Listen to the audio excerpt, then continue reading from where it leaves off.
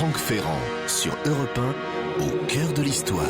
Et c'est l'heure de notre rendez-vous sur Europe 1 avec Franck Ferrand. Bonjour Franck. Bonjour Julia, bonjour à tous. Nous sommes donc le 10 mai, on ne peut pas l'oublier. C'est bien ça. Vous savez que ce ne sont pas les commémorations qui manquent, ce 10 mai. D'abord, c'est la journée commémorative de l'abolition de l'esclavage. D'habitude, on en parle davantage, évidemment. Par ailleurs, nous avons évoqué hier le 10 mai 1940. Et personnellement, je songe toujours aussi au 10 mai 1774, qui était le jour de la mort de Louis XV. C'est bien ça. Mais le 10 mai que vous avez choisi de célébrer aujourd'hui, en harmonie d'ailleurs avec toute l'antenne d'Europe 1, c'est le 10 mai 1981. Et oui, il y a 30 ans, jour pour jour, l'élection de François Mitterrand à la présidence de la République. On peut dire que c'était un moment capital. C'est en effet la première alternance de la Ve République. La gauche accédait aux commandes après 23 années de gouvernement à droite, dont 16 de pouvoir gaulliste. On peut dire que ce jour-là, le régime fondé par De Gaulle se trouvait légitimé d'un point de vue démocratique par l'élection de celui que le général lui-même avait jadis considéré comme son ennemi. Et pour nous éclairer sur cette élection de 1981, vous avez invité l'un des plus proches collaborateurs de François Mitterrand. Oui, il l'a en effet rencontré en 1966, il a dirigé sa campagne en 74 et il va devenir en 81 son conseiller spécial à l'Élysée. Jacques Attali est avec nous, cela promet une discussion passionnante dans la seconde partie de l'émission. Effectivement, mais pour commencer, nous allons donc nous replonger 30 ans derrière. Oui, et comme ça nous allons céder à cette espèce de vague nostalgie que notre époque éprouve pour les années 80. –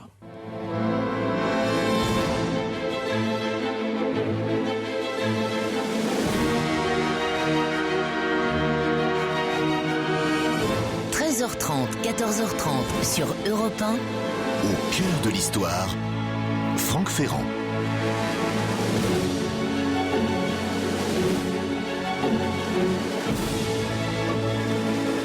L'histoire que je vais vous raconter aujourd'hui, c'est celle du triomphe de la volonté sur le fatalisme, le triomphe de la ténacité sur l'abandon, de l'habileté sur la négligence. En effet, l'élection de François Mitterrand à la présidence de la République le 10 mai 1981 aurait paru 18 mois plus tôt une chose impossible ou tout au moins extrêmement difficile.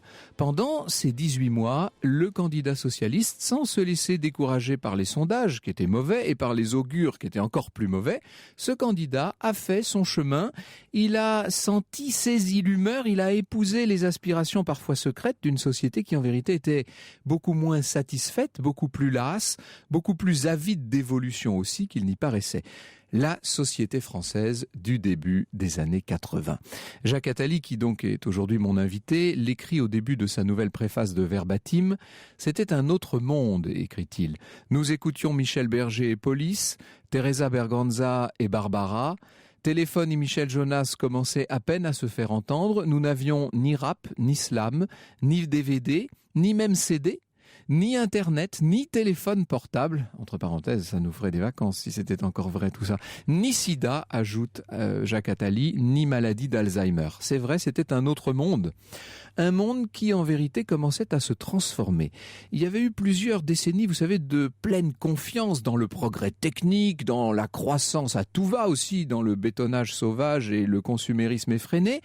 Et on en revenait, timidement d'abord, à certaines valeurs plus anciennes. On s'intéressait de nouveau au patrimoine de nos campagnes. Les produits du terroir faisaient leur apparition sur de tout nouveaux marchés bio. D'innombrables familles quittaient les grands immeubles pour de petites maisons individuelles. Un grand public découvrait soudain les voyages culturels et redécouvrait certaines références qui jusque-là avaient été confisquées, au moins depuis la guerre, par des intellectuels archi-politisés.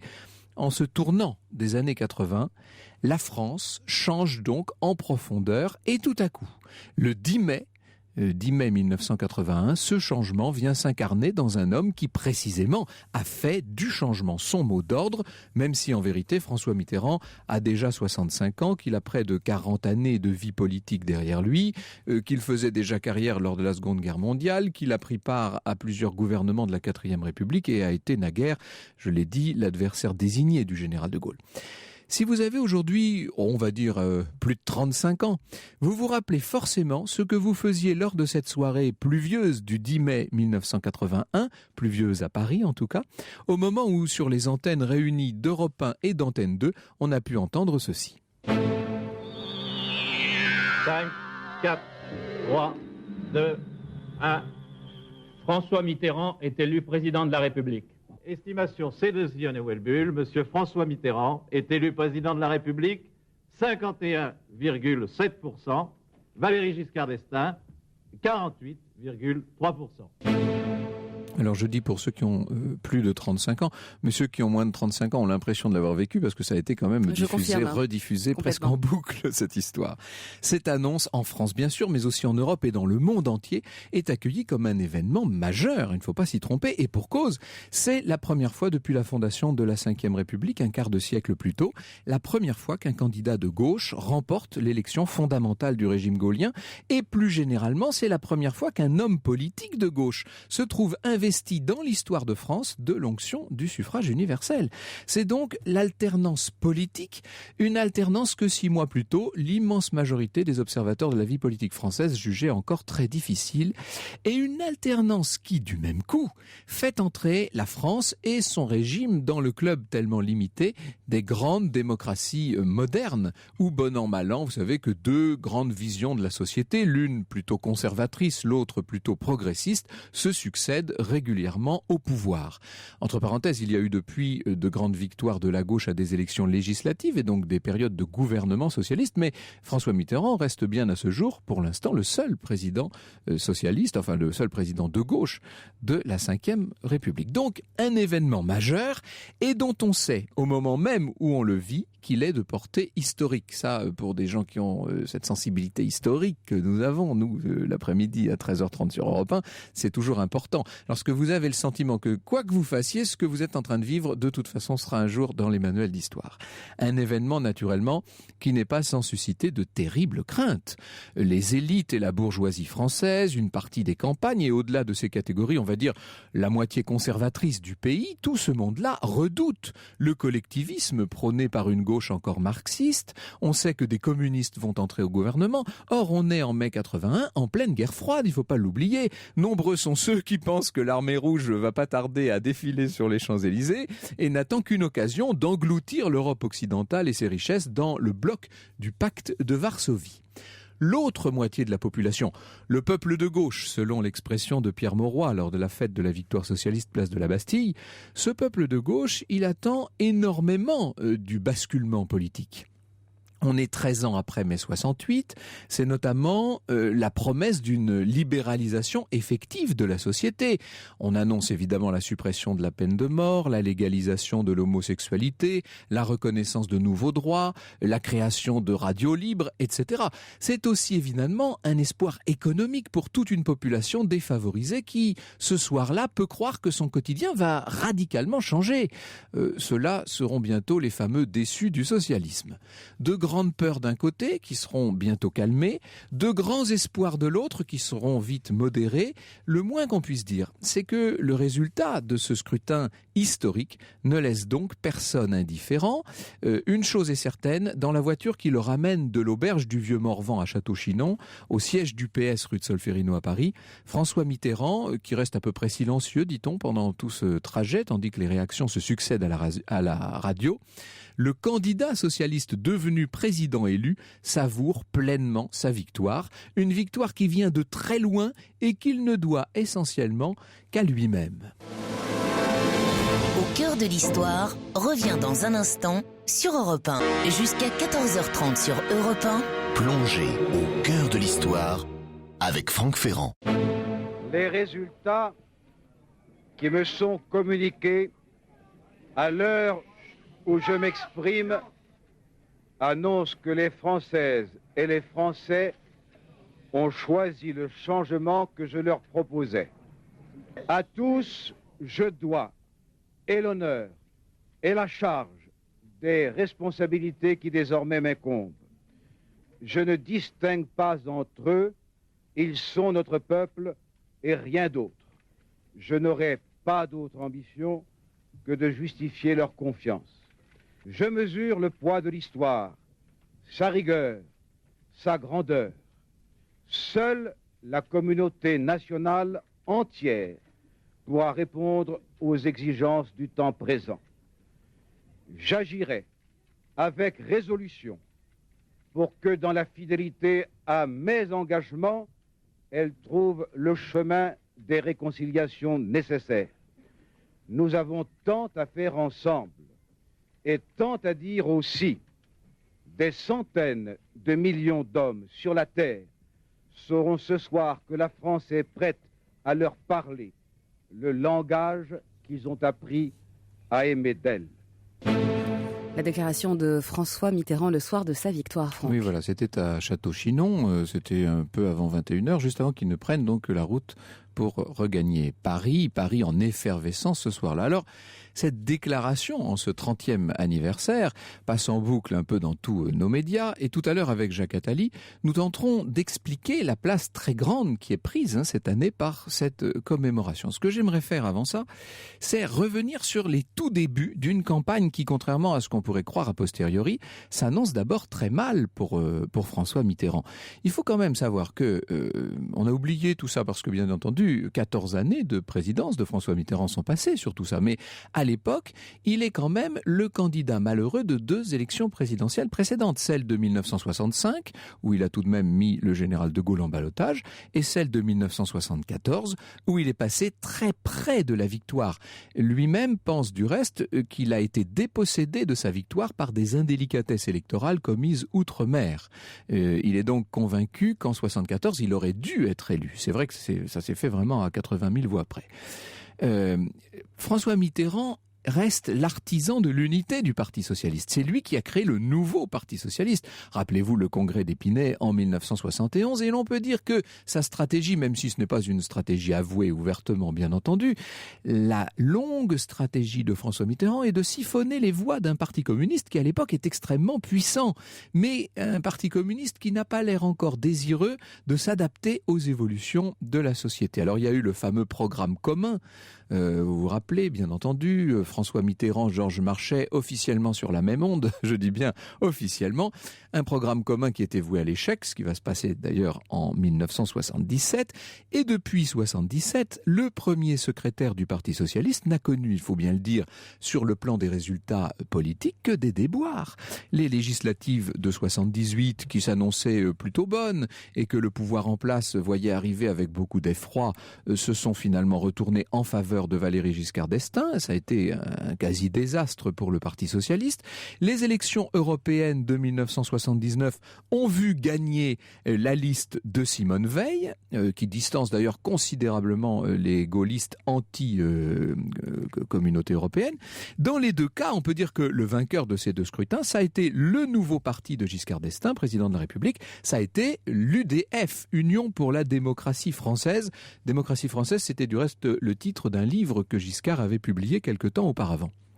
Les socialistes, eux, n'ont pas su tirer parti de la discorde, pourtant discorde patente, au sein de la majorité, entre les fidèles centristes et libéraux du président et les gaullistes, qui, depuis 1974, s'estiment tout de même dépossédés d'un pouvoir où les avait installés le général et maintenu Georges Pompidou, et qui, depuis le départ du gouvernement de Jacques Chirac en 1976, sont en quasi-opposition, même si officiellement ils sont dans la majorité.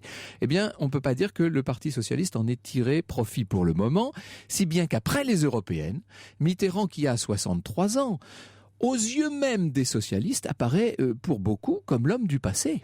Il a été 12 fois ministre sous la 4e, il a raté le coche en 68, etc. Or, cet homme dont l'ambition est connue et qui donne le sentiment de s'accrocher, si vous voulez, cet homme trimballe quand même quelques casseroles.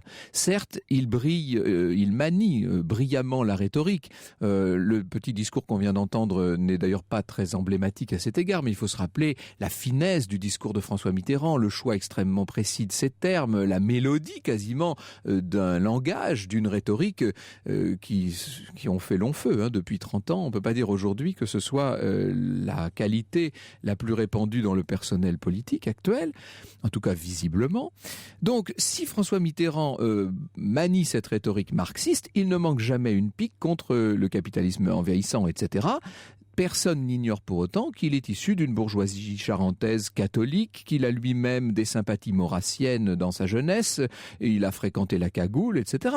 Certes, il est médaillé de la Résistance, il est croix de guerre 39-45, mais il a aussi passé 18 mois dans l'administration de Vichy, où le maréchal Pétain lui a tout de même décerné la Francisque.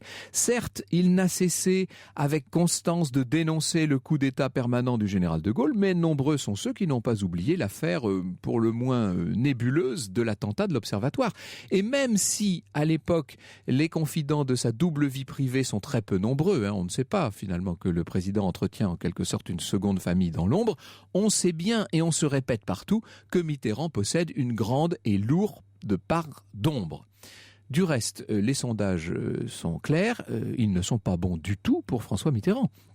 Début 80, il donne 52% d'opinion favorable à Giscard, après 6 ans de présidence, 51% à Michel Rocard, qui, ne l'oublions pas, est le chouchou des socialistes réformistes et au-delà d'une grande partie de l'opinion, et seulement 24% à François Mitterrand.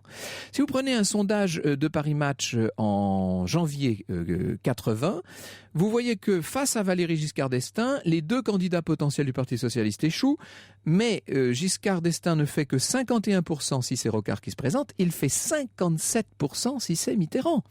Et la Sofresse demandant aux Français quel serait le meilleur candidat socialiste, la réponse arrive. Rocard à 55%, Mitterrand à 20% seulement, soit 35% d'écart. Et quand vous posez la question aux sympathisants même du Parti socialiste, les réponses sont quasiment identiques, 58% pour Rocard et 29% pour Mitterrand. Vous voyez un peu le handicap, en quelque sorte, à surmonter. Et le premier candidat de gauche à se déclarer, Michel Crépeau, donc patron du MRG, du mouvement des radicaux de gauche, est lui-même favorable à Rocard. Seulement, au congrès de Metz, en avril 79, Mitterrand a réussi à sauver sa position de premier secrétaire en s'alliant à l'aile gauche du parti, le CRS de Jean-Pierre Chevènement, et à l'époque, Pierre Mauroy et la Fédération du Nord ont beau soutenir Rocard, ils n'ont pas réussi à déstabiliser Mitterrand. Mais on comprend que chez les mitterrandistes, et notamment chez certains jeunes loups du PS, comme Laurent Fabius, Lionel Jospin ou Paul Quillès, l'obsession soit de savonner la planche à Michel Rocard, qui devient très vite, disons-le, leur bête noire. En un mot, Mitterrand a contre lui énormément de sympathisants socialistes, il a contre lui l'opinion, et c'est pourtant lui qui va être le candidat du Parti socialiste à l'élection présidentielle, et vous allez le voir, peu à peu, regrimper la pente, regagner des voix, et finir par gagner cette élection. Au cœur de l'histoire revient dans un instant sur Europe 1. Franck Ferrand sur Europe 1, au cœur de l'histoire. Mitterrand à la une, alors c'est le cas toute la journée sur Europe 1, mais c'est aussi le titre d'un livre qui vient de paraître, un livre de Franz-Olivier Gisbert et Michel Revol, c'est un partenariat Europe 1 et EBEC, et c'est un ouvrage, Franck, qui réunit plus de 151 de journaux, toutes marquées par la vie de François Mitterrand. Oui, c'est un grand album, et ce qui est intéressant, c'est qu'on remonte assez loin en arrière, comme j'ai essayé de le faire aujourd'hui. Alors le problème, c'est que je me rends compte qu'il est 13h54 et 15 secondes, et qu'on va même pas avoir le temps d'aller jusqu'à l'élection, mais enfin, tant pis, avançons néanmoins. Et puis dans la deuxième partie de cette émission avec Jacques Attali, nous reviendrons sur un certain nombre des très grands épisodes qu'il a vécu lui, évidemment, aux toutes premières loges. Ça, c'est vraiment passionnant, et j'ai hâte de lui céder la parole en quelque sorte. Alors, les grands atouts de François Mitterrand néanmoins, c'est évidemment l'appareil du PS. Puisqu'il a su rester premier secrétaire, il va l'utiliser, ce parti, croyez-moi. Et le deuxième atout est involontaire en quelque sorte, mais c'est l'erreur qu'a commise Michel Rocard au congrès de Metz, puisqu'il a dit publiquement, devant tous les militants, il a dit à François Mitterrand, si vous êtes candidat, cher François Mitterrand, évidemment je vous suivrai, etc. Autrement dit, la candidature de Michel Rocard est complètement subordonnée à celle de François Mitterrand. Personnellement, j'ajouterais volontiers 2 autres atouts, peut-être plus subjectifs, mais qui vont essentiellement faire la différence. D'abord, François Mitterrand, à l'évidence, dispose d'une stature d'homme d'État, qui sera énormément confortée pendant son passage à l'Élysée, mais qui existe déjà. Il a notamment cette immense culture, il a l'expérience, et d'une très longue expérience de la vie politique, il a ce caractère également, il n'est pas facile, on n'arrive d'ailleurs jamais à le cerner réellement, et puis il a cette espèce de confiance démesurée en lui et en son propre destin, comme dit Jacques Attali, et il avait les 2 qualités qui font un président de la République, il aimait passionnément la France et il croyait passionnément à son destin, c'est véritablement ça. Et puis, L'autre atout, peut-être plus subtil mais très important, c'est que François Mitterrand a toujours adoré s'entourer de jeunes, qu'il nourrit une curiosité sincère pour toutes les évolutions de la société et il va se forger lors des... vous savez, il a passé quand même plusieurs petites traversées du désert. Il se forge une image, du reste légitime, d'homme de terroir. C'est l'homme qui a de la boue à ses souliers, vous savez, qui va régulièrement dans la Nièvre ou en Charente, qui adore, ou dans les Landes, qui adore parler des arbres, qui se promène dans la nature, qu'on le voit en pèlerinage tous les ans à Solutré, qui caresse des ânes, on le voit dans l'émission 30 millions d'amis. C'est un peu le berger de Latché, si je puis dire. Cette image sereine, sage, rurale, cette image authentique qui correspond admirablement à ce qu'attend à l'époque une majorité de Français.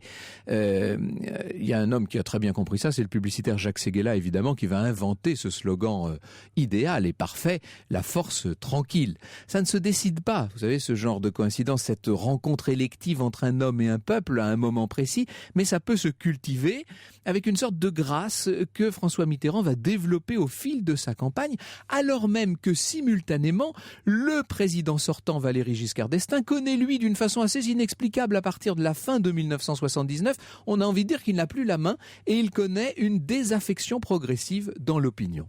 Alors voilà, nous ne sommes pas au bout de notre affaire, nous ne parlerons pas de l'élection avant la deuxième partie de l'émission. Ce que je veux seulement dire, parce que j'aurai peut-être pas le temps de le faire après, c'est que le 11 mai 81, la France s'est réveillée avec un nouveau président qui avait ce jour-là un autre titre dans l'actualité, mais qui a été complètement submergé par l'élection de François Mitterrand. L'autre titre, c'était la mort de Bob Marley, en fait.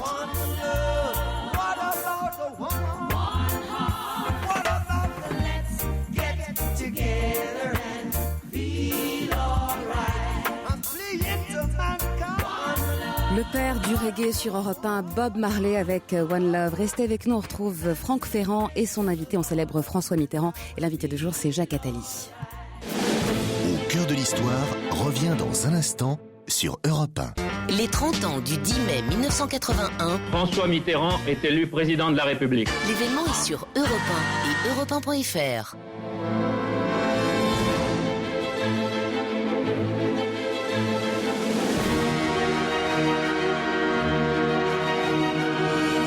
13h30, 14h30 sur Europe 1. Au cœur de l'histoire, Franck Ferrand. C'est une chance que de pouvoir évoquer la conquête du pouvoir par François Mitterrand en compagnie d'un homme qui a assisté lui-même de très près à cette conquête, Jacques Attali. Merci beaucoup Jacques Attali d'avoir accepté mon invitation. Avec plaisir. Vous connaissiez François Mitterrand depuis 1966.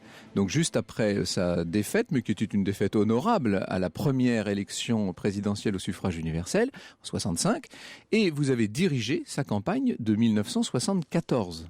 Oui, je l'ai rencontré en 66, j'avais 22 ans, dans une boîte de nuit, enfin un restaurant qui était boîte de nuit. J'ai été lui dire, je voudrais travailler avec vous. J'étais évidemment jeune étudiant, il m'a dit oui, on s'est vu un peu après, mais il m'a proposé une circonscription électorale, ce qui n'était pas tout à fait ma tasse de thé.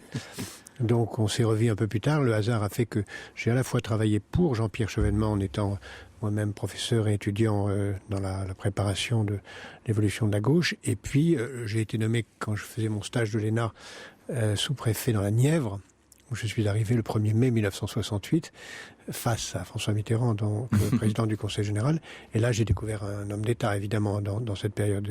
Il vous a d'emblée impressionné par beaucoup impressionné, oui. Beaucoup.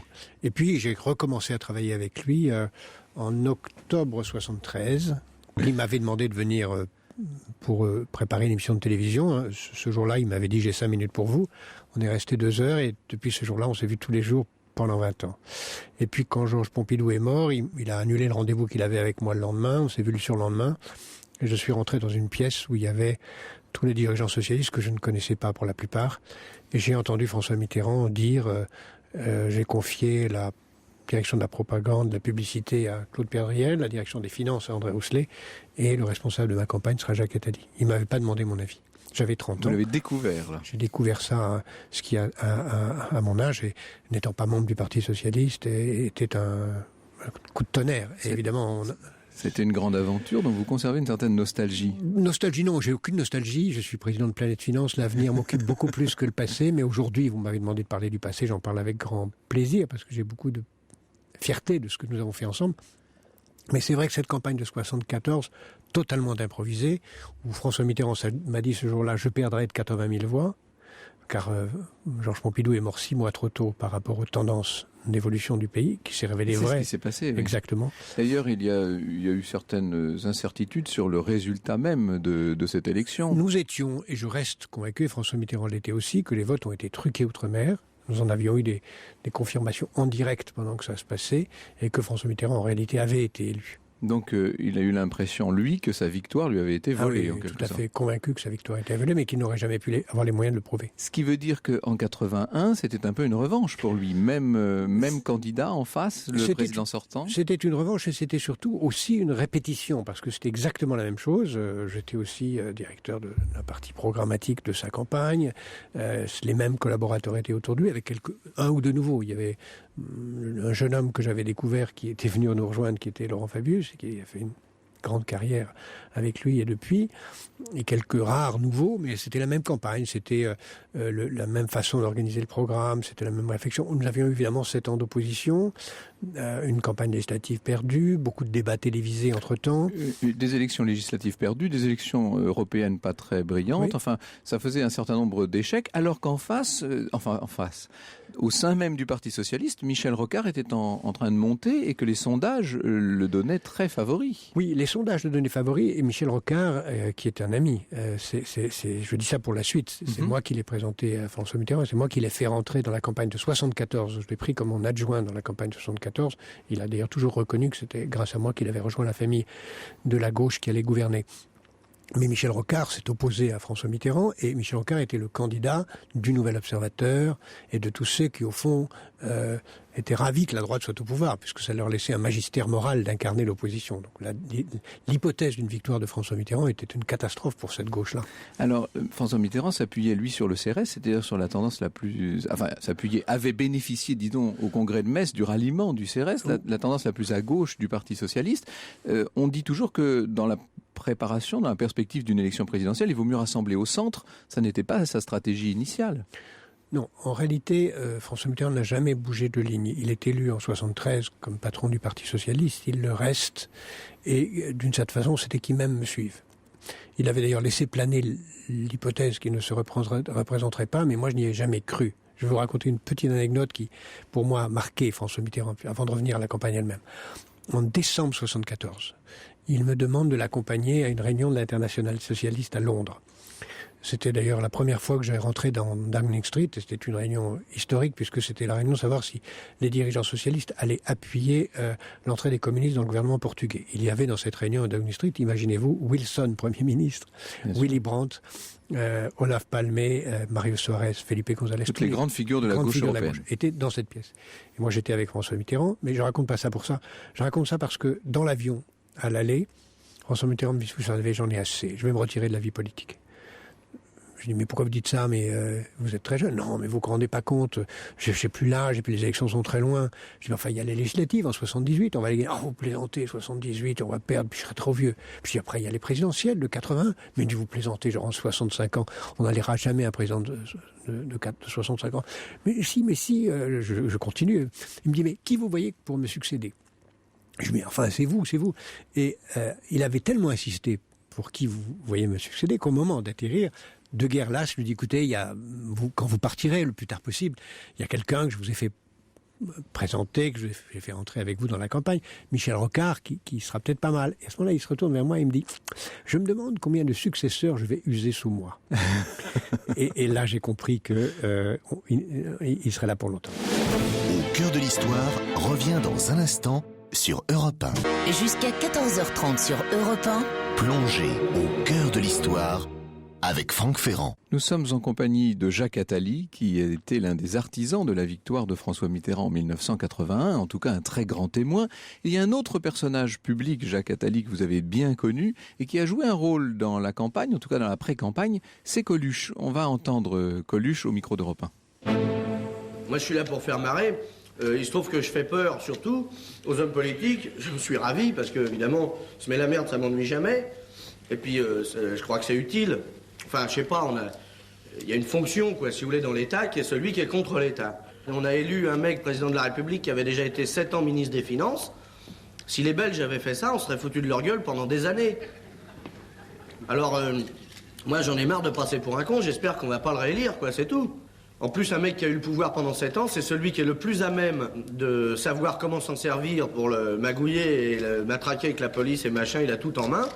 Donc si un nouveau arrive, à mon avis, il va être plus sympa. Déjà, il va être content d'arriver, déjà, ça va y faire une surprise. Le temps qu'il s'en remette, ça va nous faire plaisir. Et puis le temps qu'il apprenne à servir des rouages et à nous refaire chier comme les autres, il peut se passer un moment et ça peut être bon, c'est tout. L'essence a augmenté 2 fois le mois dernier en France, une fois de 14 centimes, une fois de 15 centimes, elle a baissé 2 fois en Belgique. Moi, je demande l'asile politique à la Belgique s'il est réélu Giscard d'Estaing. On voit que Coluche n'était certes pas favorable au candidat sortant, mais est-ce qu'il n'était pas également un danger pour François Mitterrand lui-même ? Alors là, il y a eu une mythologie extraordinaire qui s'est introduite, l'idée que les socialistes avaient peur de Michel Coluche et que moi j'avais été envoyé pour négocier avec Michel Coluche. On lit ça partout. On lit ça partout, mais surtout en ce moment. C'est malheureusement ou heureusement totalement faux. La réalité, dont plusieurs peuvent témoigner, c'est que Michel Berger, qui est malheureusement mort, et sa compagne, sa femme France Gall, qui peut en témoigner, m'avait invité, je pense que c'est en novembre 80, à dîner avec Michel Coluche. Et c'est un dîner chez France et Michel, dont je n'avais d'ailleurs pas parlé à François Mitterrand, et un samedi soir qui s'est terminé à 2h du matin. On s'est d'abord insulté réciproquement, il m'a traité de menteur, je l'ai traité de menteur, et puis ça a été une sorte de coup de foudre intellectuel. Et à la fin du dîner, il m'a dit « il faut que je te voie d'urgence ». Je lui ai dit écoutez, écoute, puisqu'on s'en a assez tutoyé tout de suite, viens demain chez moi prendre un café. Et il est venu le dimanche après-midi chez moi à Paris, et puis il m'a dit fais-moi un café, on a été dans la cuisine, et là il m'a dit tu sais, tout le monde dit que je vais être candidat, mais je ne serai pas candidat, parce que j'ai 0 signature, je ne vais pas en chercher, et ce que je veux, c'est que Giscard soit battu, et je vous aiderai. Je lui dis, écoute, on va travailler ensemble, je serais ravi de cela. Il me dit, tu le gardes pour toi, tu le dis à François Mitterrand et on en reste là. Je ferai ce qu'il vous sera utile que je fasse. J'ai confiance en vous. J'ai dit ça à François Mitterrand le lendemain, qui est resté extrêmement silencieux, et qui, avec moi, a beaucoup ri quand quelques socialistes ont rapproché Coluche, quand plusieurs ont prétendu que Coluche était contre François Mitterrand, quand le Nouvel Obs a fait sa couverture sur Coluche, président, quand Mitterrand a présenté la sienne, alors que Coluche, en fait, dans ses meetings, dans ses débats, dans ses différentes déclarations, utilisait beaucoup de choses que je lui disais. Eh oui. Donc en fait, vous serviez bien de courroie de transmission, mais dans l'autre sens. Dans l'autre sens. Et Michel est devenu évidemment mon meilleur ami. À ce moment-là, il l'est resté.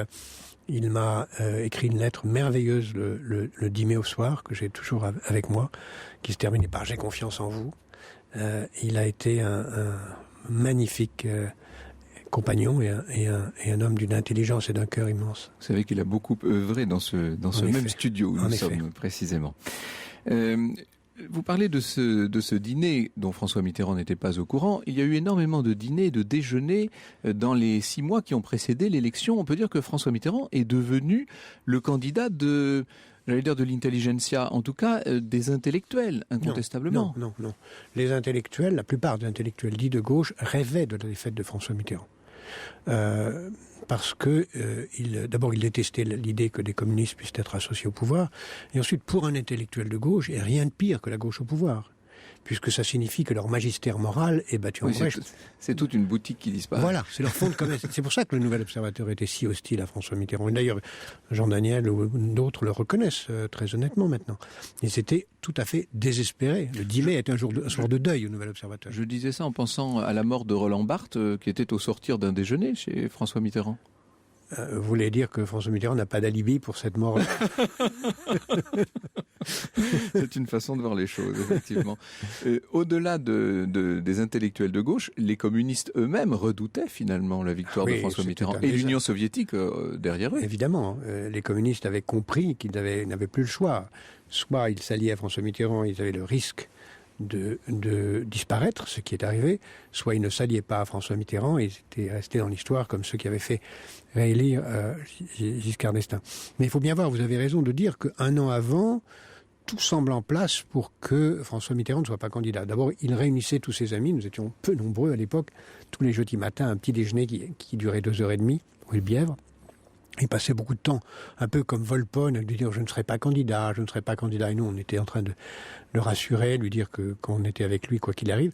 Et naturellement, il a tout fait pour maintenir ce suspense jusqu'à ce que Michel Rocard, merveilleux ami et compagnon, montre qu'il n'était pas l'homme qui pouvait incarner l'identité de la France à cette époque. Quel était le regard du président, en tout cas du candidat Mitterrand, sur le président sortant, Valéry Giscard d'Estaing ? Il était très partagé. Il détestait ce qu'il incarnait, mais en même temps, il avait une certaine admiration pour l'homme. D'ailleurs, je me souviens très bien que le jour du débat télévisé, à la différence du débat de 74 où nous étions partis à la campagne pour travailler chez André Rousselet, où il avait fait l'erreur de faire une sieste qui lui avait été dont il ne s'était jamais bien réveillé. Voilà. Ce jour du débat du 10 mai 80, enfin du 7 ou 8 mai, 6 mai 80, une sorte de redite pour lui et moi. Nous étions rue de Bièvre, cette fois-ci on était restés, et il me dit on sort. Et donc vers 5 heures du soir, nous sortons tous les deux, on va se promener le long de la Seine. Et il me dit, vous savez, je ne sais pas si ce débat va bien se passer, parce que au fond, Giscard est un type très bien, vous savez, c'est un excellent président. Et puis il me fait la liste de tout ce qu'il a fait. Je dis, mais attendez, mais dans 2 heures, il va falloir que vous disiez exactement le contraire. Non, mais écoutez, dites-moi, qu'est-ce qu'on peut lui reprocher ? Et en fait, je sentais bien que ce qu'il avait envie, c'est que je lui dise du mal, ce que j'ai fait, évidemment, du président Giscard d'Estaing, même peut-être au-delà de ce que j'en pensais, parce que le président Giscard d'Estaing a fait aussi des choses remarquables, de façon à lui remonter l'énergie nécessaire. On vous retrouve juste après la publicité, Jacques Attali. Au cœur de l'histoire revient dans un instant sur Europe 1. Franck Ferrand sur Europe 1, au cœur de l'histoire. Regarde, sous ce ciel déchiré, tout s'est ensoleillé. C'est indéfinissable. Un homme, une rose à la main, a ouvert le chemin vers un autre demain. Les enfants, soleil au fond des yeux, le suivent de par deux, le cœur en amoureux. Barbara regarde. C'est toute une époque et toute une ambiance qui ressurgit à travers cette chanson de Barbara, Jacques Attali. Oui, d'abord parce que Barbara était une grande amie. Vous avez évoqué 2 de mes amis qui sont disparus, Michel Coluche et Barbara. Et aussi parce qu'en effet, elle dit très bien dans cette chanson ce changement qu'on a du mal à comprendre. Il faut se souvenir que même cette maison, en 81, était aux ordres du pouvoir politique. Qu'il y avait 2 radios d'État et 2 autres radios d'État qui étaient RTL et Europe 1, qui à l'époque étaient totalement aux ordres du pouvoir. Qu'il y avait la peine de mort, l'homosexualité était un crime, le pays était extrêmement centralisé, c'était vraiment une chape de plomb qui pesait sur le pays et qui a sauté avec l'élection de François Mitterrand, indépendamment des lois sociales et toute une série de choses d'ailleurs sur laquelle aucun pouvoir politique, ni de gauche ni de droite, n'a jamais pensé à remettre en cause.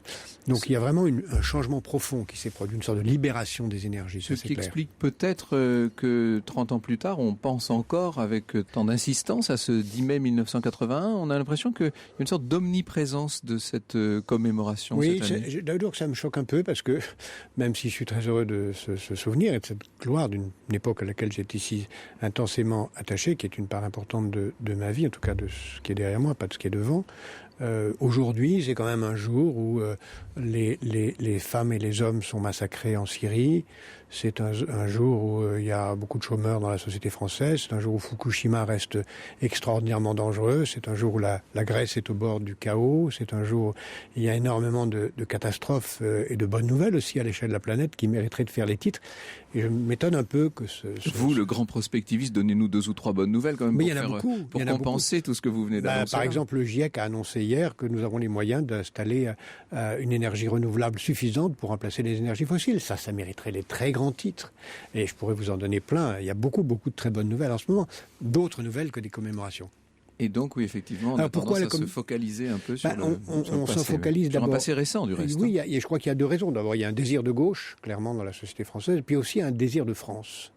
un désir de France au sens où on réalise bien consciemment que le président de la République n'a plus aucun pouvoir, enfin beaucoup moins de pouvoir. Mais les régions et l'Europe ont pris les le régions, relais. L'Europe, la disparition de l'Union soviétique, qui fait que le pouvoir thaumaturgique du président qui appuie sur le bouton nucléaire n'existe plus. Et qui avait le droit de grâce du temps de le droit de grâce, toute la dimension thaumaturgique a disparu. Et puis, heureusement, le fait qu'on a privatisé la totalité du secteur public fait que l'autre pouvoir de vie et de mort, qui était le pouvoir de nommer, a pratiquement disparu, à l'exception des préfets et des ambassadeurs. Le fait qu'on parle beaucoup de ce 10 mai donne la parole à énormément de témoins de l'époque, donc c'est toute une mémoire qui ressurgit, mémoire parfois qu'il faut parfois prendre quand même avec des pincettes. Oui, moi-même, je m'en suis rendu compte en écrivant verbatim, puisque j'ai repris mes notes 10 ans plus tard, et je me suis rendu compte que mes notes écrites avaient souvent peu de rapport et souvent étaient contradictoires avec mon souvenir oral. Et naturellement, j'ai gardé dans Verbatim ce qui était écrit. Verbatim, je précise juste que Verbatim vient d'être réédité dans la collection bouquins chez Robert Laffont. C'est mon journal pendant 10 ans, écrit à la demande de François Mitterrand, qui raconte la vie de l'exercice. On est vraiment dans l'intimité même du pouvoir. L'intimité du pouvoir. Et là, je constate des choses plus ou moins honnêtes. Par exemple, des gens qui racontent des événements qui me sont arrivés et que je leur ai racontés en privé, qui les racontent dans des livres, ou à la radio ou à la télévision, comme si c'était eux que c'était arrivé. Je sens réapproprié vos histoires, en fait. Mais c'est pas grave, je laisse faire avec beaucoup de curiosité et d'amusement. Et puis d'autres qui racontent des événements comme si évidemment c'était passé, mais sur lesquels on a 15 versions contradictoires. Par exemple, la question de savoir qui a annoncé à François Mitterrand son élection, j'entends des versions qui sont très différentes de celles dont je me souviens. Pour moi, nous étions tous dans une pièce. Rue de Solferino, vous étiez. On a entendu dans ce micro collectif l'annonce par les instituts de sondage, confirmant d'ailleurs ce que nous savions depuis 3 semaines, que François Mitterrand était élu. Nous avons appelé François Mitterrand, nous l'avons eu au téléphone et on lui a dit. Morvan, voilà, j'ai entendu des versions complètement différentes. Ouais. Sûrement les auteurs de ces versions sont honnêtes, mais oui, on peut être de bonne foi, mais avoir transformé un peu ses souvenirs. Jacques Attali, je vais vous faire plaisir parce que nous allons finir sur une note futuriste. Demain, qui gouvernera le monde ? C'est votre nouvel ouvrage chez Fayard. C'est toute la question justement de la gouvernance mondiale que vous posez à travers les siècles, du reste, parce que vous faites beaucoup d'histoires dans ce livre aussi. Merci infiniment d'avoir éclairé notre lanterne sur ce moment important du 10 mai 1981. Et puis, comme nous n'avons pas pu entrer dans tous les détours de l'élection, je vous signale un très beau livre paru chez Vendémiaire de Pascal Cauchy, L'élection d'un notable, les coulisses de mai 1981. C'est dans la collection Chronique et c'est vraiment passionnant à lire. Passionnant comme l'est notre chère Faustine Bollard.